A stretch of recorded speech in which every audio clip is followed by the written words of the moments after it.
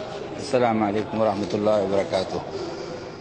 जनाब कादरुल्लाह सिद्दीकी साहब, हज़रत वाला, इसकी वजाहत मैं अच्छे से कर देता हूँ। आप तो शायद पैसा कमाने के लिए इधर उधर निकले हुए थे, लेकिन अल्हम्दुलिल्लाह हम बड़ों के जूतों में थे।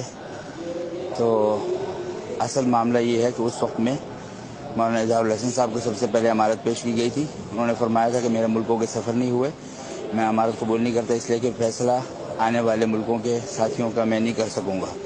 फिर मौलाना जुबैर साहब को पेश की गई थी। उन्होंने फरमाया था कि मैं अगर अमीर बनूँगा तो मेवात कट जाएगा हमसे, चूँकि उनका कुछ इख्तिलाफ था।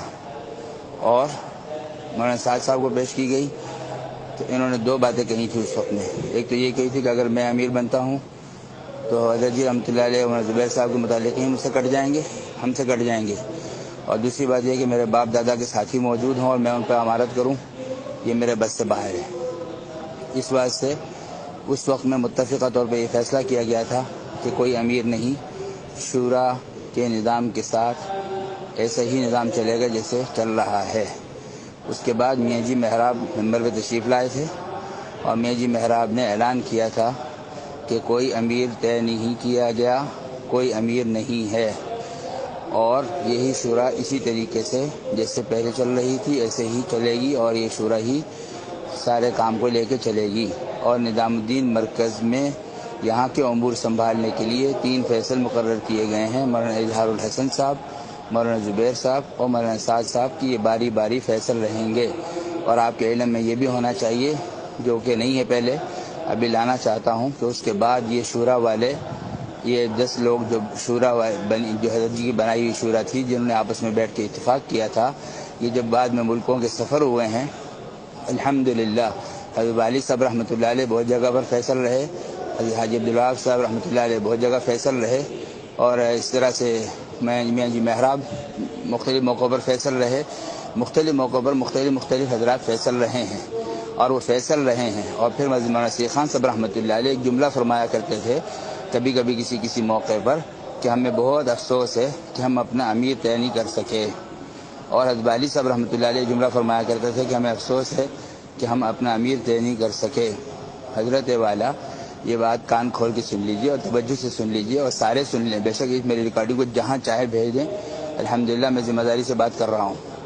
इसलिए उस वक्त में 3 फैसल महज निज़ामुद्दीन के निज़ाम को संभालने के लिए बनाए गए थे बस।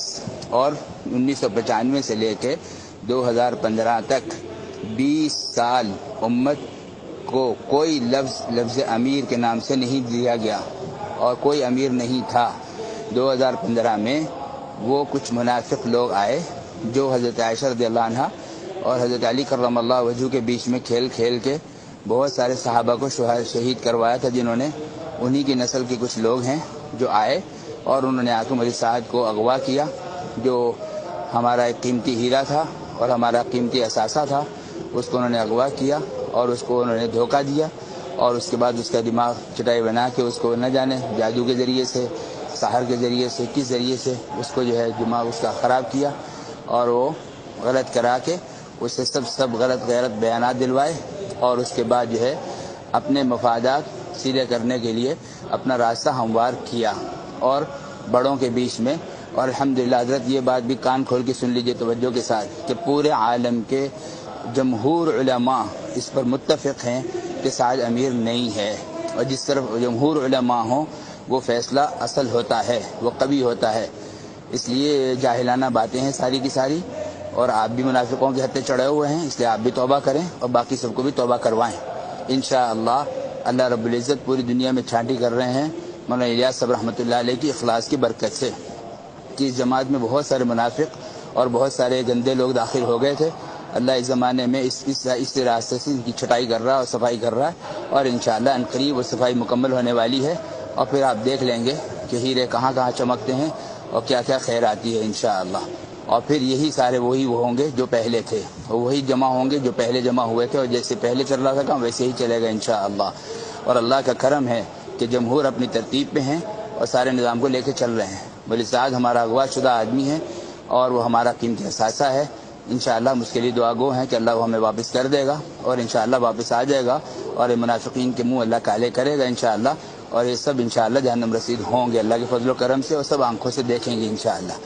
اور آپ کی حضرت یہ جو زائد گفتگو ہے نا، بہت لمبی لمبی اور فضول گفتگو، اس کی وجہ سے میرا گروپ بہت ڈسٹرب ہو گیا ہے۔